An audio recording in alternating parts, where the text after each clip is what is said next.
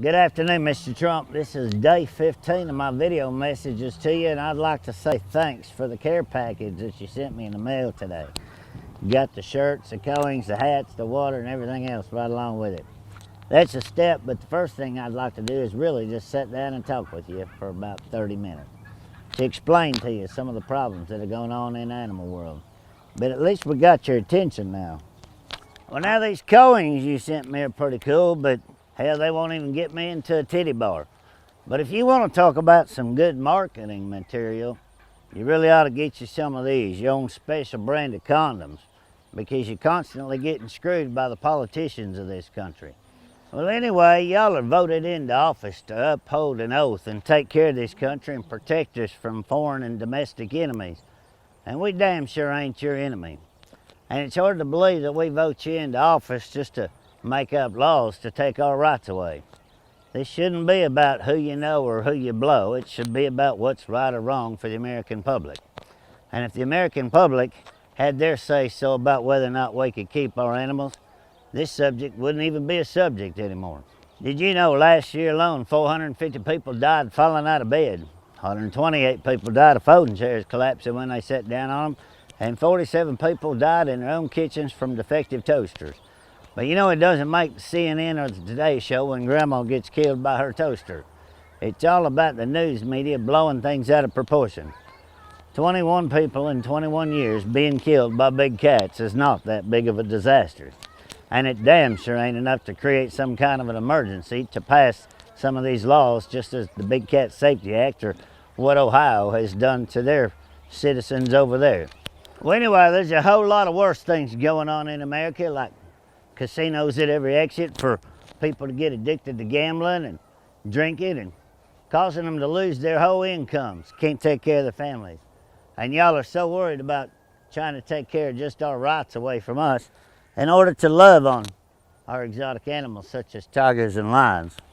So we're asking you to sit down and have a talk with me in order to ask you these 6 questions coming up that I've been playing for the last 15 days.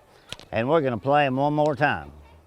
Here in America, we have a war in the animal world and the animal rights people in order to take our rights away. And 62.8 million people here in America own pets, and we'd like to know your comments and your concerns about a few issues. Question number 1. How do you feel about 501c3 organizations here in America that are scamming the public for hundreds of millions of dollars to take care of animals, and none of it goes to the animals? 90% of it goes to lobbyists to pass laws to further their agenda. 2, it seems like terrorist is the number 1 topic anytime you turn the news on anymore.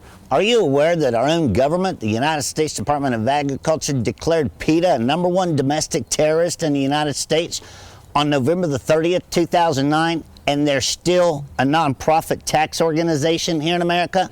How can you be a terrorist and get a tax break from your own country right here in America? 3, we'd like to know your opinion on how you feel on online bullying, not only of children, but adults, in the name of free speech, in order to bash somebody and ruin their reputation and their good name, only to make money for yourself and get away with it under the Declaration of Free Speech. 4, we'd like to know how come us Americans that own our own property, own our own houses, and pay taxes on them do not have the right to have our own pets that we choose to have on our property or in our homes? Number 5, do you not think that we Americans have the right to assume the risk of our profession, no different than a cop, a firefighter, an oil rig worker, or anyone else that has the assumption of the risk of their professions? It is our right. And please, if you become president, give us back our right. And number 6, one of the most important, and this kind of touched on your speech at the Oklahoma State Fair about things being made in other countries and taxing them when they come into America.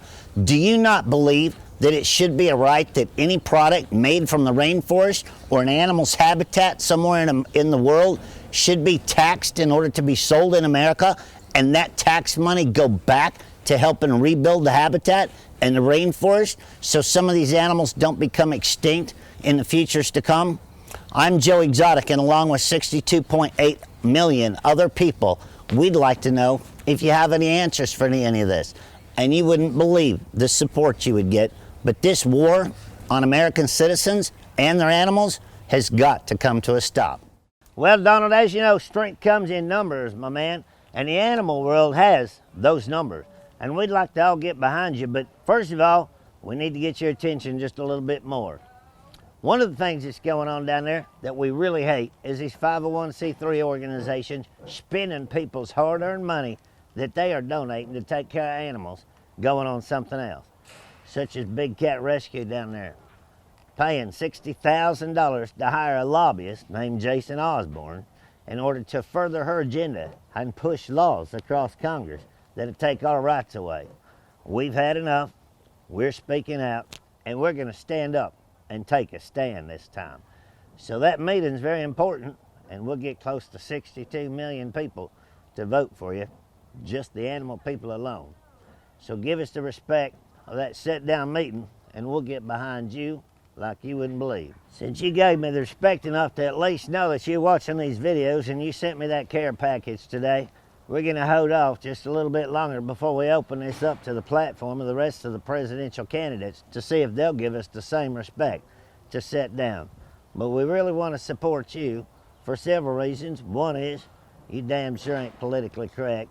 Two is, you damn sure don't need the lobbyists' money in order to further an agenda in this country.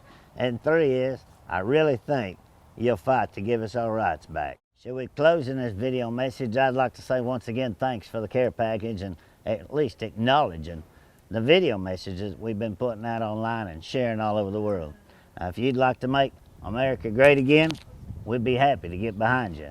But we'd really appreciate the professionalism and the respect enough to be able to sit down and discuss what's really affecting a lot of people's personal rights right here in America.